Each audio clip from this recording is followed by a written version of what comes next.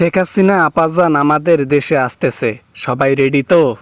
Ready থাকো, ready থাকো, সবাই যা পারো রেডি থাকো। দেশের যেভাবে হাহাকারে ফেল তুই গেছে এই বেডি, এর প্রতিশোধ নিতে হবে। যতই চেষ্টা করো হাসিনার একটা লোমও তোমরা বাঁকা করতে পারবা না। কেন জানো? কারণ এটা হচ্ছে ব্র্যান্ড। হাসিনা একটা ব্র্যান্ড। এই ব্র্যান্ডের গায়ে কেউ টাচও করতে পারবে না, জনগণ তো দূরে কথা।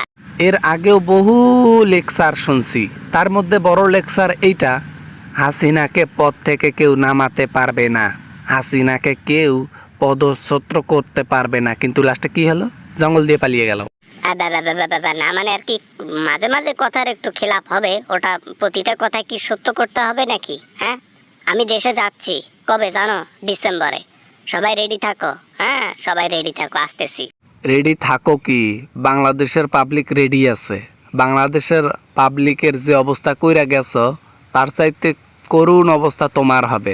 পাবলিকের হাতে একবার পড়ো, তারপর টের পাবা আব্বা আব্বা বলে। বাবা না মানে বাবা, আমি জানি আমি অন্যায় কাজ করেছি, কিন্তু আমি যে উন্নয়নগুলো করলাম এগুলা দিয়ে কি শোধবাদ করা যায় না? হ্যাঁ, শোধবাদ করা যায় না নাকি যায় না? এত ভালো কাজ করলাম, অল্প একটু খারাপ করলাম, ওটাই নিয়ে সবাই বসে আছো। যদি এমনই হইতো তাহলে মানুষের প্রাণ ফিরিয়ে দেন। যতগুলো মানুষের প্রাণ নিয়ে গেছেন ফিরিয়ে দেন, মাফ করে দেওয়া হবে।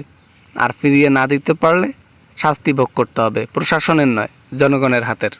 যাদের মরণ হয়েছে, যারা মৃত্যুবরণ করেছে, তাদেরকে ফিরিয়ে আনা সম্ভব? কোনোদিনও সম্ভব না। যেটা হবার হয়ে গেছে।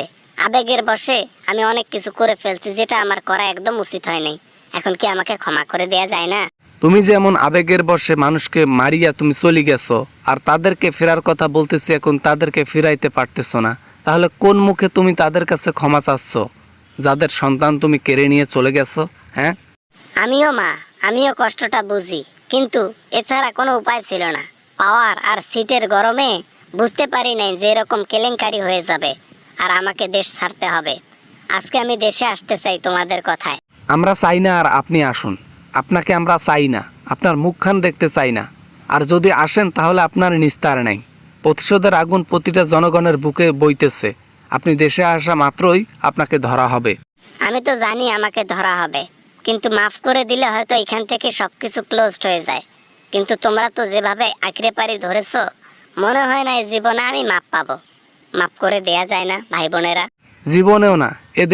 এ দেহ ছেড়ে যদি প্রাণ চলে যায়, তারপরও তোমাদের মতো লোককে কখনো মাফ করা যাবে না। হাজার হাজার মানুষের প্রাণ নিয়ে গেছো, মুখের কথা। তোমাদেরকে শাস্তি বইতে হবে। রেডি থাইকো, তাড়াতাড়ি আইসো।